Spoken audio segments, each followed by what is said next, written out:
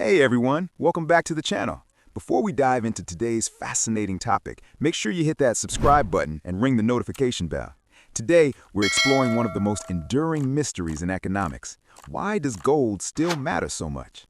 For thousands of years, this shiny metal has been valued by every civilization on Earth. Even though we abandoned the gold standard decades ago, gold continues to play a crucial role in the global economy. Central banks hoard it, investors rush to buy it during crises, and countries measure their financial strength partly by their gold reserves. Drop a comment below telling me whether you think gold is a smart investment or an outdated relic. Now, let's discover why this ancient metal still controls modern finance. Gold's unique properties and historical dominance. Gold's role in the global economy isn't accidental. It stems from unique physical and chemical properties that made it ideal as money throughout history. Gold is virtually indestructible. It doesn't rust, corrode, or tarnish.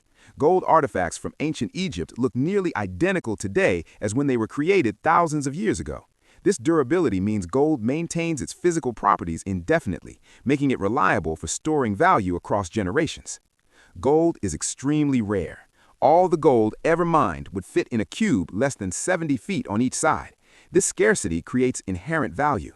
Annual gold production represents only about 1.5% of total existing supply, meaning supply grows very slowly and predictably. You can't simply create more gold the way governments print money. Gold is perfectly fungible and divisible. 1 ounce of pure gold is identical to any other ounce anywhere in the world. You can melt it down and reform it without changing its properties. You can divide it into tiny portions or combine it into large bars. This makes gold practical for transactions of any size. Gold is universally recognized and valued. Every culture throughout history has valued gold. Whether in ancient Rome, medieval China, or modern New York, gold has been considered precious.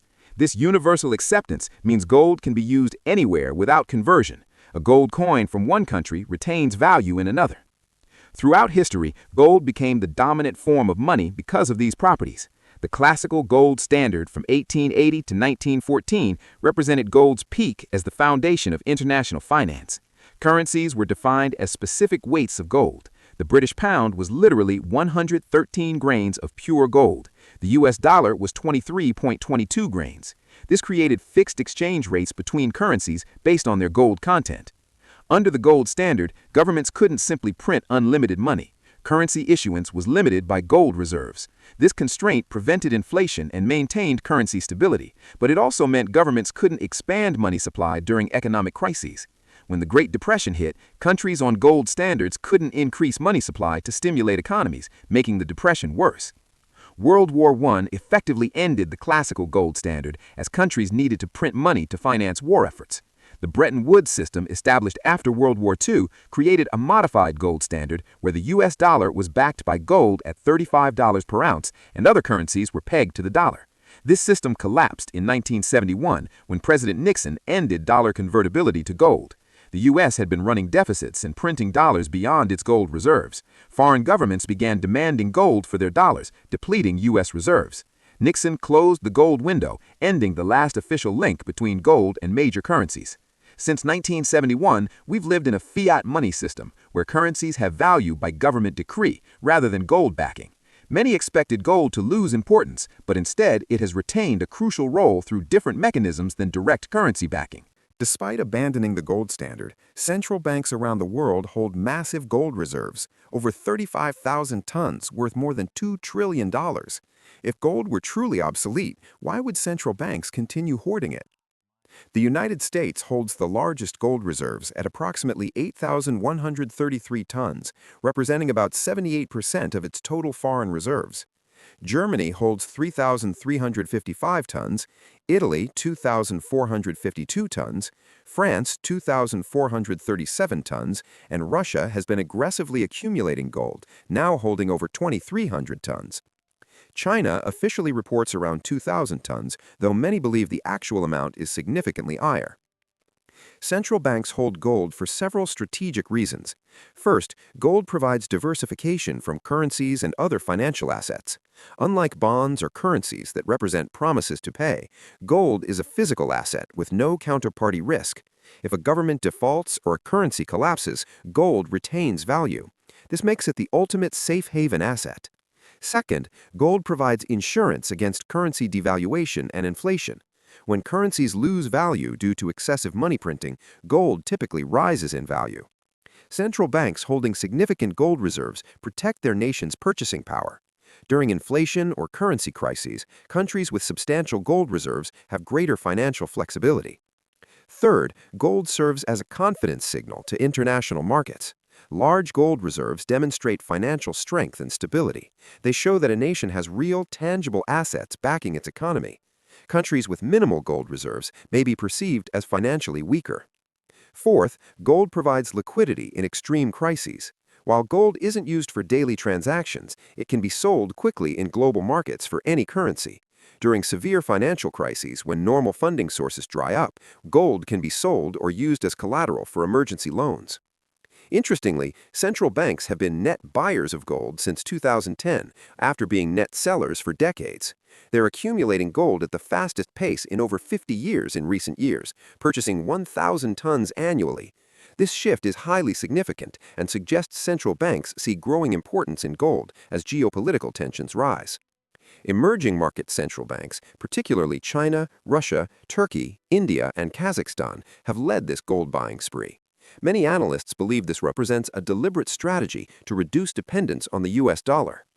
Gold offers a neutral reserve asset not controlled by any single country.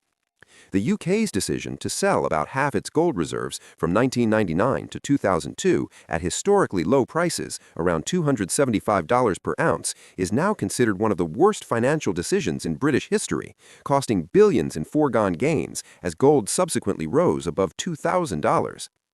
The continued accumulation of gold by central banks sends a powerful message.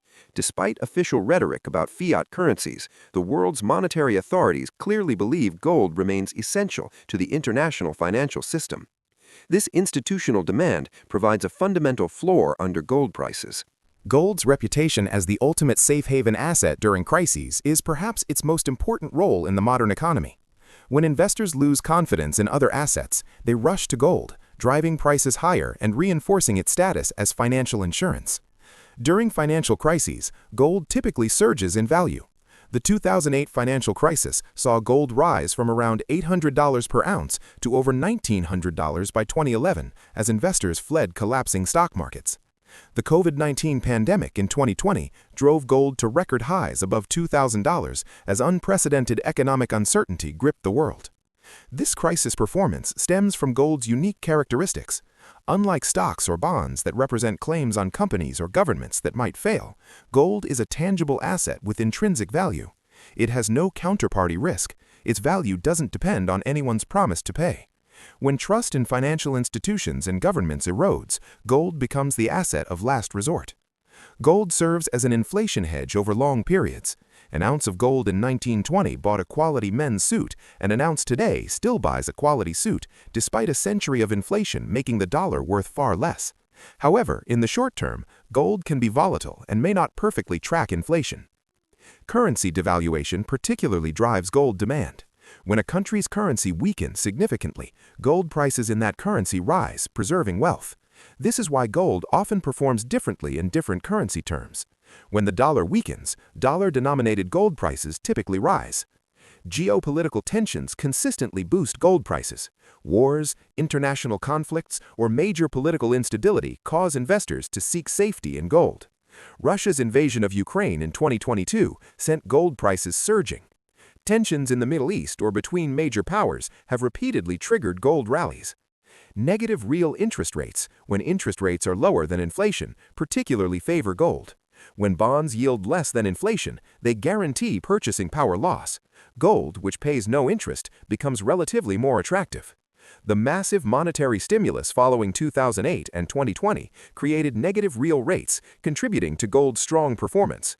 Portfolio diversification is a key reason institutional investors and individuals hold gold. Gold often moves inversely to stocks and bonds, providing balance. When stock markets crash, gold often rises or remains stable, cushioning portfolio losses. Financial advisors commonly recommend 5 to 10% gold allocation for this diversification benefit. Individual investors access gold through various means. Physical gold in coins or bars provides direct ownership, but involves storage and security concerns. Gold ETFs like GLD allow convenient exposure without physical possession. Gold mining stocks offer leveraged exposure, but add company-specific risks. Gold's performance during recent crises has reinforced its safe haven status, ensuring continued demand during uncertain times. As long as economic and geopolitical risks exist, which is always, gold will maintain its role as the ultimate financial insurance policy. Understanding gold's supply side is essential to grasping its economic control. Unlike fiat currencies that governments can create unlimited amounts of, gold supply is constrained by geology, mining economics, and physical reality. Annual gold mining production is approximately 3,000 to 3,500 tons, representing only about 1.5% of total above-ground gold stock.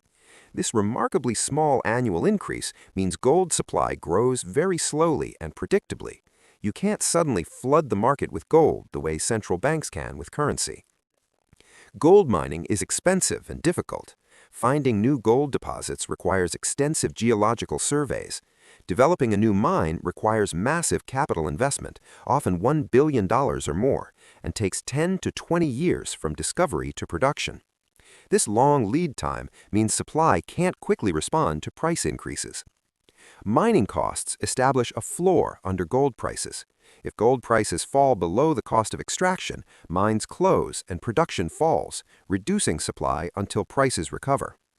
Current all-in sustaining costs for gold mining average $900 to $1,200 per ounce. This means gold is unlikely to fall below this range for extended periods. Major gold-producing countries include China, Australia, Russia, the United States, Canada, Peru, and South Africa. Geographic distribution means no single country controls supply. This diversity prevents supply manipulation by any one nation. Gold grades in mines have been declining for decades. Miners must process more ore to extract the same amount of gold, increasing costs. New discoveries are increasingly in remote, difficult locations. These trends suggest future supply growth will be constrained and mining will become more expensive. Gold recycling provides significant secondary supply, approximately 1,200 to 1,500 tons annually. When gold prices rise, more people sell old jewelry for recycling. This recycled gold is refined and returns to the market, providing elasticity to supply. Central bank gold sales or purchases significantly impact markets. When central banks sell gold, they add supply, pressuring prices downward. Conversely, current central bank buying removes supply from markets, supporting higher prices. Investment demand strongly influences prices alongside supply. Gold ETFs hold over 3,000 tons. When investors buy ETF shares, the funds must purchase physical gold, removing it from available supply. Large inflows during crises can overwhelm normal supply, driving prices sharply higher. The gold market faces a fundamental tension between relatively fixed supply and variable demand, driven by economic conditions, central bank policies, and investor sentiment. This tension creates volatility, but also ensures gold remains valuable. If supply could easily expand like fiat currency, gold would lose the scarcity that makes it valuable. Beyond central bank reserves and crisis hedging, gold plays a continuing role in international trade and financial settlements. Understanding how gold facilitates international commerce reveals another dimension of its control over the global economy. Gold remains important for settling international accounts between nations. While modern settlements mostly use currencies, gold transfers between central banks still occur. Countries sometimes use gold to settle debts, balance payments, or as collateral for loans when currency settlements are problematic. Some countries facing international sanctions use gold to circumvent restrictions. When a country is cut off from the dollar-based international financial system, gold provides an alternative means of payment. Venezuela, Iran, and others have used gold to conduct international trade when normal channels were blocked.